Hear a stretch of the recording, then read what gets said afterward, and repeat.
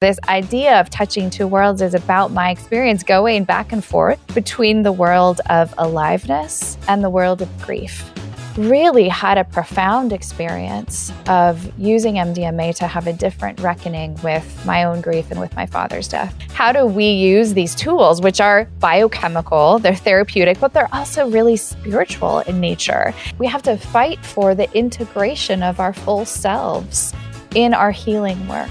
All right, welcome to The Big Leap. We have a very special guest, Dr. Sherry Walling, and she's going to be talking about grief and psychedelics, grief and the circus.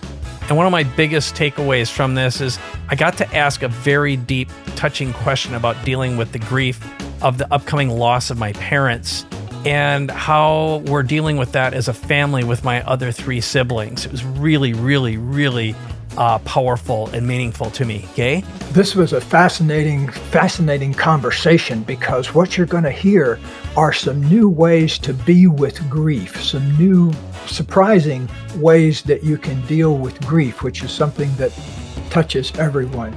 So I really want you to pay attention to this, not only in your mind, but also in your heart, because I found it incredibly moving.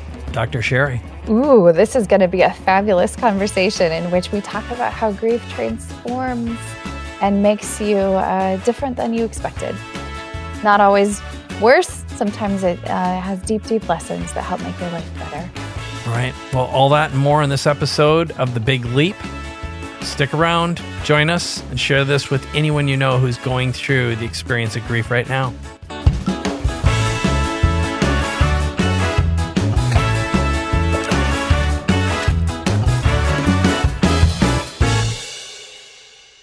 Well, welcome to our Big Leap podcast. I am so excited to be here with Mike today. And we have a very special guest today who's written a very special book. And I think you're going to want to hear about it because it touches on some things that, well, when I read it, I felt myself engaged emotionally in ways that I often don't get emotionally engaged with a book. And so rather than talking about my experience of it, though, I'd like to introduce the author of the book, Dr. Sherry Walling. Sherry, welcome to our podcast. Thank you so much. It's so good to be with both of you. Yeah, thanks. Well, thank you for joining us. And, well, why don't, instead of me trying to summarize the book, why don't you take it from the get-go and tell us the title and what inspired you to write it and what you'd like everybody to get out of it? Yes. So this book is called Touching Two Worlds, a guide for finding hope in the landscape of loss. And it's a book that's partially memoir. It's written about my experience losing my father to esophageal cancer and my brother to suicide within 6 months of each other. So huge losses, big immersion into grief and into this world of people that I love who were ill, who were dying, and who, eventually did lose their lives. And at the same time that this is happening, I'm also growing my career, raising my children, sort of in the prime of the richness of my life. And so this idea of touching two worlds is about my experience going back and forth between the world of aliveness and the world of grief. And so it's memoir, but it's also based on my life as a psychologist, and so offers the reader some invitations, some suggestions. Maybe do this journaling prompt, maybe do this exercise, maybe think about this question. Because of course my desire is to tell my story, but also to engage with the stories of other people and to leave something that's helpful. I'm going through a particular type of grief processes at the moment.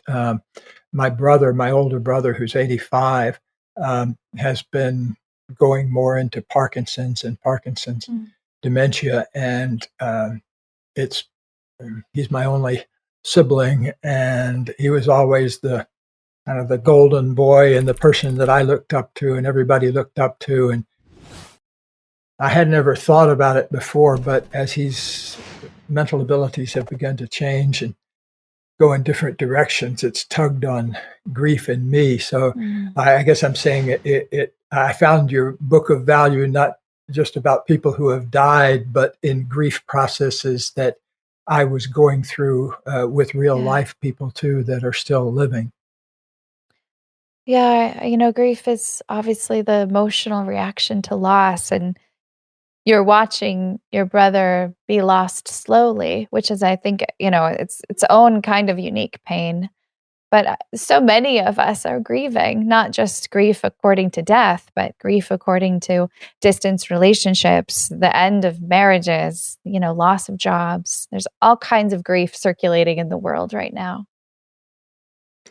Yeah, I think a lot of grief about just the circumstances of the world have a big, powerful impact on people too. Uh, you were going through grief about two different people that you had obviously two different kinds of relationships with at the same time. What was that like, dealing with two things at once? I think both of those relationships were separate and both of the deaths were different. They had a different quality to them. I reacted to them differently. And then there's the combination of them, like the cumulative grief. So there's all these sort of different components of this. But my father's death, while, he died at 65, really, really young, but we had some time to prepare for his death. I had the really sacred privilege of being present with him when he died. So I had the experience as his daughter of kind of walking him right up to the gate. You remember when we could go into airports and like walk people all the way up to the gate, and then they got in the tunnel and you could kind of wave goodbye as they got on the plane. It sort of felt like that. There was a beauty and an intimacy for being present with him in his death. And that didn't eliminate the grief, but it certainly changed the quality of the grief. And my brother's death, felt so different. It was in many ways a traumatic bereavement. It was sudden, it was shocking. He died far away. He died without comfort or touch or connection. And so that loss really sat very differently within me and within my soul. And then, of course, the two together, it just felt like, oh my God, I don't even have a family anymore. To sort of lose my dad and to walk around in the world feeling like I'm a person without a father. And then also to lose my brother, who, is supposed to be my buddy in life, the person who knows my history, and we grow old together. It just led to a lot of disruption. I think a sense of lostness for me for a time. Mike, did you have things you wanted to Yeah, bring into the conversation? I sure do. So I'm in a different phase in life than Gay in some ways, but similar in others, where both my parents are in memory care right now. My father has basically been dead in his head for a couple of years, and he was my rock and my greatest mentor. And my mom recently she also went into the last stage of memory care. So she's losing her marbles very, very quickly. And she still knows who I am, but she doesn't remember what she talked about, a minute before. And I'm going back to visit him in 2 weeks. And so I'm the oldest of four. So I've got a sister, two brothers, and going through this as a family, we've done our best to keep things civil. We all have different opinions about what to do. And we went through these struggles where, two of my siblings, all three of them actually wanted to like take care of mom and dad, which, they tried that on and they found out really quickly why there are actual people who should be doing this. We also There's learned professional help.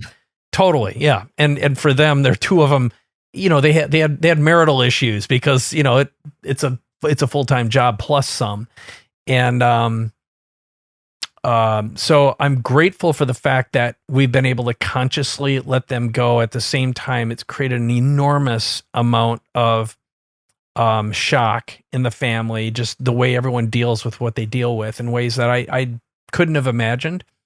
And so I want to bridge that to, how you use psychedelics to relieve and go through the process. I'd like you to talk about that for yourself, but then bridge to, and I've attempted to have this conversation with my siblings, which I've done a fair amount of psychedelic work myself, with everything from 5-MeO to psilocybin to MDMA and ketamine as well. Have been the main ones who they're amazing tools. I think it's had a profound effect on me, but I also know of people who've done them as families. And I don't have a need to do this, but I just know in looking at them, you know, a couple members of my family could definitely use some therapy and haven't gotten it. And as we are aging, we're all looking at the mirrors of what's coming with our parents. There's a certain amount of work we can do, but we're looking at ourselves in 20, 30 years. So I'd love to be able to resolve some of the anger and the shock and the trauma ahead of time and be able to unite with them on a level that it seems to me only psychedelics can provide. And maybe that's too broad, but I'd love your perspective on that. Yeah, I think psychedelics are such an incredible tool for grief because it's so many different kinds of emotions at once. It's anger, it's lostness, it's fear, it's sadness. It's this sort of combination that I think is pretty difficult, not impossible, but difficult to unwind in traditional talk therapy. It's very time consuming. It takes a long time. And I was fortunate enough to have access to really high quality psychedelic supported psychotherapy with MDMA. And I had been aware of and interested in how psychedelics were being used in therapy, really much more academically, much more as a scientist, as a psychologist. I knew about some of the research that was happening, but I never really thought about needing them myself or even being a practitioner who would be offering those services. But after my dad passed away, I, had an opportunity and decided to do one of these trials and really had a profound experience of using MDMA to have a different reckoning with my own grief and with my father's death.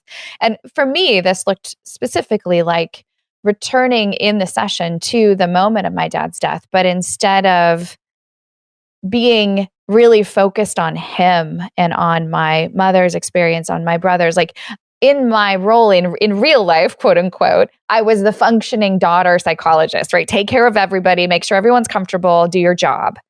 But in my session, with the assistance of the, infusion of empathy that comes along with the chemical of MDMA, I saw myself as this daughter who was losing her daddy. And it was just so softening and tender. And it made my grief feel clear. And again, tender is sort of the word. Instead of fraught, it was tender. And so my brother and I both experienced our dad's death. We were both present. For me, it became this very important memory. For him, it was torturous. It was something that he couldn't find his way through. And the loss of him is really what catalyzed me to really become much more interested in the role that psychedelics can play in healing, especially in these incredibly emotionally complex experiences that are, as I said, very sort of difficult to unwind in traditional talk therapy. So this idea, Mike, that you're bringing up of like, how do we use these tools, which are biochemical, they're therapeutic, but they're also really spiritual in nature. And they help us tackle some of those, what does it all mean? End of life, the nature of time, like these big, huge, complex topics in a way that's safe and accessible. And I can only imagine the magic that would happen if you and your siblings were able to hold that space together. Thank you. I had a remarkable grief experience once, taking MDMA personally back in the 80s. There was a period of time before they made it illegal where a lot of us used it for ourselves and then our clients. And then there was a period of time when they were juggling with it legally, where it kind of went into the background. But in my own personal experience, my father died when my mother was pregnant with me. So I never experienced kind of in real waking, breathing life, the loss of my father. But when I took the MDA, I realized that it was all there prenatally because that there was a level of me that went through that in an extreme way with my mother. And later on, it became an issue because it turned out that a big, shocking emotional event during that period of time or around birth can prevent the mother from producing some hormones and chemicals that are important in things like bonding and things like being able to digest milk and a whole bunch of things like that. And apparently, my mother didn't put out those hormones, and so I ended up getting very obese as a baby, partly because all of that mechanism had been turned off during, trying to survive, I guess. And so, anyway, just to make a very long story short, I think that one of the implications of a lot of the things you write about have to do with being able to heal things on a different level than talk or often even body therapy can get to. And I wonder if you would speak about that.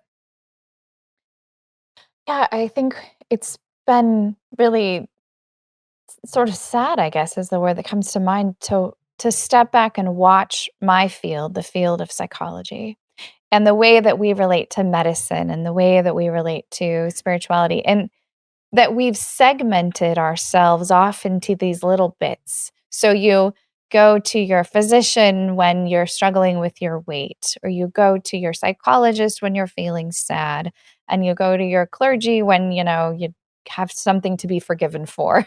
But that's just not a real representation of how we work as humans. Like we're all connected, all those pieces of us. And so when we are thinking about healing and pursuing healing that gets at the cellular level, that gets at the chemistry, the biology of our bodies, but then also gets at this beautiful metacognitive practice that we have, right? The ability to think about thinking and to understand and interpret our reality, and then to make meaning and be spiritual beings. I think we have to fight for the integration of our full selves in our healing work. And what you're talking about with your own experience and in your little baby body, and how the implications of your mom's trauma and the loss of your father got stuck in your cells, and what that meant for you as a developing being. That happens to all of us in the intergenerational transmission of trauma, or in the ways that our bodies carry the stories of things that happened to us pre-verbally, or things that we maybe don't remember. So I think this return to an interest in how we heal the full self and how we are full selves in our care is extraordinarily important moving forward as a species. I very much agree. In your own experience of all of this, did your body have a reaction to the grief, and how did you deal with that? Yeah, this is one of the stranger essays in my book, but when I heard the news that my brother died, I fell on the ground, which is, common among people who experience a shock or something overwhelming. And I had two simultaneous, overpowering sensations in my body at one time. One was to destroy something, to throw something, to kind of claw at something, to if I could swear, to just fuck something up, to just rage against what I'd learned about the new reality of my life. And then the other instinct was a desire to fuck in a different way, right? To have a union experience, a sexual experience, something that made me feel really alive, because I had just encountered this sort of demon of death. So my body had this really big reaction. And if, we think back to classic Freud, it was these two drives of thanatos and libido, the destructive instinct and the reproductive instinct, the creation instinct. And I feel like that was a really important imprint in my body in that moment, that shock of trauma. And the balance of those two drives, I think my body has sort of struggled to integrate since that moment. So for me, movement, big expressive movement has been a core part of this journey for me, because I know really clearly that my body's holding these big energies as a result of this traumatic loss. And to extend that question from the body out into relationships, what kinds of things did you notice the impact of all of this on your relationships? Yeah, that's a tricky one, to be honest, because I was, raising young children at the time. When these deaths happened, my kids were 8, and 12. And so those aren't ages for there to be a lot of disruption among mom. This is a phase of life where children need consistency and predictability, and can't have mom, flying off the handle in the backyard. And so I think it was really challenging to find my way as a parent in the midst of grief, to be both authentic enough with my kids that they understood they had a narrative for what was happening. I didn't try to hide it, but also to be then careful of not overburdening them, or sort of being too far from the caretaking, stable parent that they needed. And I think similarly, in my relationship with my husband, we've been married for 22 years. We have a long history together. But this experience of me kind of going into this land of grief, this darkness, felt pretty threatening to the relationship that we had had up until that point. So in a way, all of these things had to be reworked. Myself as a mother, myself as a partner. Who I'd been before wasn't quite right anymore. And I had to readjust, regrow myself in light of this new experience of being in grief. I often tell my clients who are going through grief that it comes in waves. That's one thing I noticed in the year after my mother's death. I didn't get to be there at my mother's death because of not being able to get the airplane to get me there on time. So I was in transit when she died. And so I very much missed that connection because I wanted to be there so much. But I noticed over the next year, I had all sorts of reactions, but they would often kind of almost come out of nowhere. Like a wave, like a rogue wave or something. And I wondered if you noticed that phenomenon too. Oh yeah. I think that's really common. Sometimes we call them triggers, but that sense of which you think you've found your footing and then something happens inside of you that destabilizes you. That happened recently for me. I just was walking through the airport and heard a little kid's voice calling out grandpa. And it just like hit me right in the gut. I just thought, oh my God, my kids don't have a grandpa. Like it just was a little thing that happened in the course of my life. And it almost like sort of doubled me over. And I think those things happen with, sometimes there's some predictability, right? I think there's some reality to those anniversary dates, the birthdays, the death days, the rhythms of grief that become a little bit predictable the longer we live with them. And I think it's important to sort of honor and create space for the grief when it comes up in those rhythms. But I absolutely agree with that sense of sometimes it just hits you like a rogue wave and you're like, what just happened to me? Like I was fine. And now I'm not fine anymore. Mm-hmm. I'm curious, just to extend on that. I didn't expect to ask this question, but I'm going to do it anyway. And it has to do with this physical trauma release. And I'm going to just ask the question by telling a story because a few years ago, I was going through a major shift in life. And when I listened to you tell your story about how you had to redefine even your marriage and your role, I went and saw a trauma release, very esoteric chiropractor. And, he does the normal back cracking, and then he's got his special room that you go into. And he was just like very lightly touching. And suddenly I heard an animal scream, and my body started flopping around, and my body just started crying, releasing a lot of stuff. And I'd never had anything quite like that happen before. And too many questions. One of them is, did you do any physical trauma release or do any esoteric work? And then secondly, what's your opinion of grief and having a significant physical release? You have any opinions or thoughts on that? Yeah. Absolutely, grief is embodied. And if we don't have some ways of release, it gets stuck. I mean, I believe that down to my toes.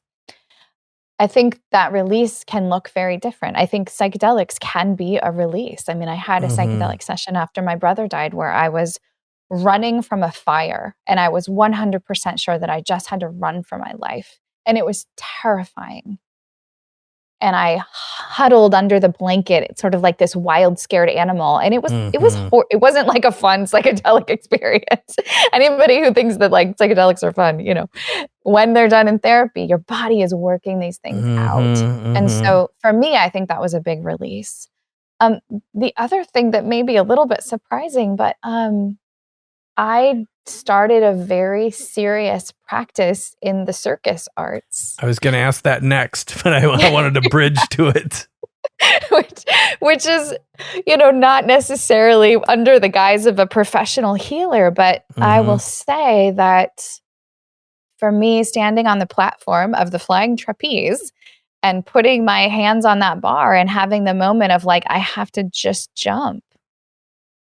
There's some spiritual work there. There's some like deeper reckoning that's going on with my relationship to risk, with my body, with all of those things. And so for me, having that very significant practice that is very embodied, but also very creative and artistic, felt like a lot of the kinds of release that you're talking about, maybe in smaller doses over time. But I think that kind of physical practice then alongside having a really wonderful body worker or, having somebody who can help guide you in psychedelic experiences helps to unleash the places where the trauma gets stored in the body. I can make a relationship between psychedelics and circus. It seems to be a natural outgrowth. Send in the clowns. Send in the clowns. No. Yeah. Well, if you could, Sherry, encapsulate the whole circus experience for us so you could give our listeners and viewers a picture. Some of them may not step out there on that platform. So tell us what that's all about. I'll put the video link in the show notes. I'll make sure we get those. But go for it. Yeah, I have an image of standing on the ground and looking up this piece of fabric that's attached 30 feet in the air above me to the ceiling. And what it felt like to stand there and look up and think, I am never going to get up there. There's no way. It felt very similar to the moment of realizing like I am going to have to live in a world without my father and without my brother. And that message of like, I'm never going to get up there. Like I'm never going to rise from this. And so learning to circus is learning step by step, motion by motion, how to move your body in ways that you didn't think were possible, and how to use both your strength, but also your strategy. Like you have to be really clear and concise with your movements. And it's been a powerful teacher for me in that, the analogy of how to do hard things thoughtfully, sometimes with brute strength, but mostly with strategic laziness, like, trying not to make it harder than it has to be. and in being able to be really brave and in being able to trust myself that I am capable. I am a fully grown adult lady and I can be in the world without my dad. And I am a well-trained physical athlete and I can take the leap off of the trapeze and trust my body to do what it does. So lots and lots of lessons in a really, really beautiful art form. Well, you seem like an absolutely fabulous human being, Sherry, and it's a fantastic book, incredibly articulate about some things that are hard to be articulate about. And so I'm really grateful that you gave us the opportunity to look deeply into that. Anything else you'd like to say before we kind of fold our tents here for this particular version of things? Yeah, I'm so grateful for the conversation and for your work in inviting people into these deeper conversations, not in a way that's without hope, where we just focus on the painful, hard, gritty things, but in the way that encourages courage. And it's a wonderful conversation. And I hope that we can begin to interact with grief in that way as something that is both hard and heavy, but also a source of great learning and can be a source of transformation when we give ourselves to it, when we engage it. So I'm grateful for being with you. Thank you for the conversation. Well, thank you so much for your mind and your heart and the gift of your book. And we'll make sure a whole lot of people get it into their hands and hearts too. Yeah, well done. Thanks. I've had these questions and I wasn't sure who I could ask. And it was good to get your point of view today and just hear about your journey and how you've worked through it, and what a great opportunity that we had the chance to connect.